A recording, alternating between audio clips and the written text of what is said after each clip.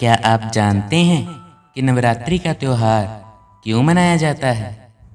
अगर आप ये नहीं जानते तो आज हम आपको यही बताने जा रहे हैं। जब भी बात नवरात्रि की आती है तो हमारा दिमाग पाठ पूजा, देवी माँ की अर्चना, आरती तक ही सीमित रह जाता है। लेकिन क्या आप जानते हैं कि नवरात्रि का त्योहार क्यों मनाया जाता है?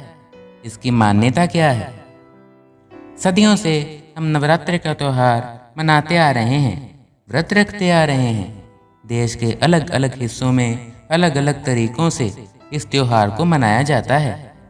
कहीं कुछ लोग पूरी रात गरबा और आरती कर नवरात्र के व्रत रखते हैं, तो कहीं कुछ लोग व्रत और उपवास रख माँ दुर्गा और उसके 9 रूपों की पूजा करते हैं। लेकिन इस नवरात्र के पीछे असल कहानी क्या है? इससे जुड़ी एक पौराणिक कथा है। महिषासुर नाम का एक बड़ा ही शक्तिशाली राक्षस था।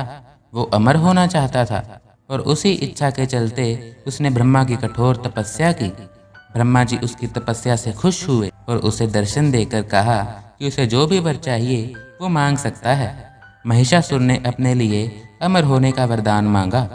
महिषासुर की ऐसी बात सुनकर ब्रह्मा जी बोले, जो इस संसार में पैदा हुआ है उसकी मौत निश्चित है, इसलिए जीवन और मृत्यु को छोड़कर जो भी चाहो मांग लो।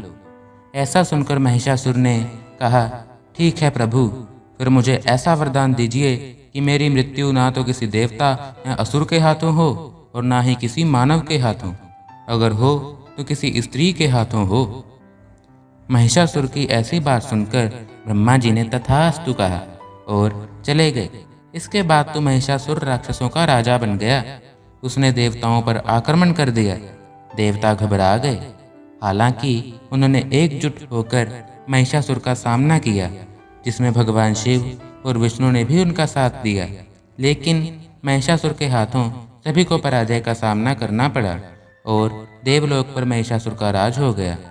महिषासुर से रक्षा करने के लिए सभी देवताओं ने भगवान विष्णु के साथ आदिशक्ति की आराधना की। उन सभी के शरीर से एक दिव्य रोशनी निकली, जिसने एक बेहद खूबसूरत अप्सरा के रूप में देवी दुर्गा का रूप धारण कर लिया। देवी दुर्गा को देख महिषासुर उन पर मोहित हो गया और उनसे शादी करने का प्रस्ताव सामने रखने लगा। बार बार वो यही कोशिश करता रहा।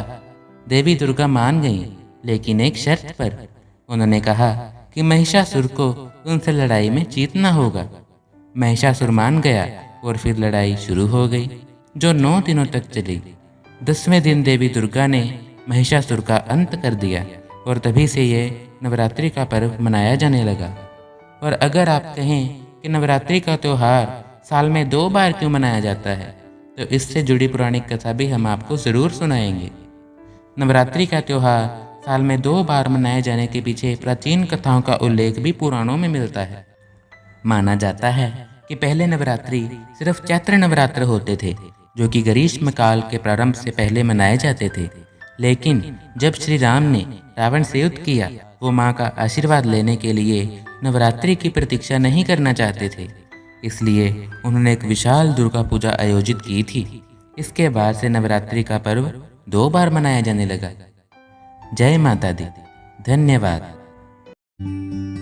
For more updates, subscribe to our channel SM1 Bharat.